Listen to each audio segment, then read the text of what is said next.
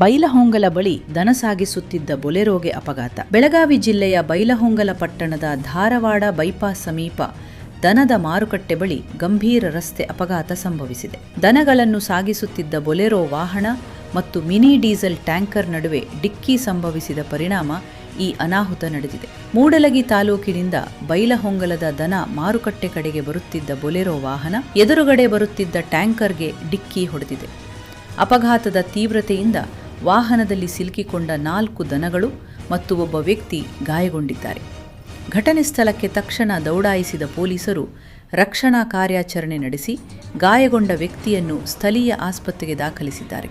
ಅಪಘಾತದ ನಂತರ ಬೊಲೆರೋ ವಾಹನದ ಚಾಲಕ ಸ್ಥಳದಿಂದ ಪರಾರಿಯಾಗಿದ್ದಾರೆ. ಈ ಘಟನೆ ಬೈಲಹೊಂಗಲ ಪೊಲೀಸ್ ಠಾಣಾ ವ್ಯಾಪ್ತಿಯಲ್ಲಿ ದಾಖಲಾಗಿದ್ದು ತನಿಖೆ ಮುಂದುವರೆದಿದೆ.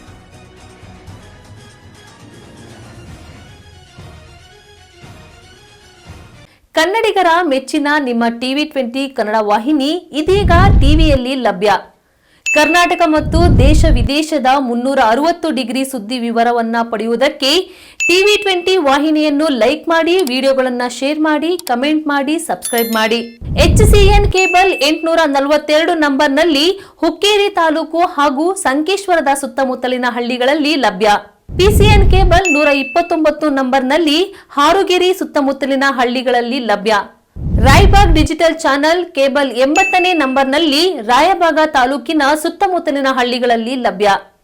UDCN ಕೇಬಲ್ ನೆಟ್ವರ್ಕ್ ಉಗಾರ ಸುತ್ತಮುತ್ತಲಿನ ಹಳ್ಳಿಗಳಲ್ಲಿ ನಿಮ್ಮ ಟಿವಿ20 ಕನ್ನಡ ವಾಹಿನಿಯೂ ಲಭ್ಯ.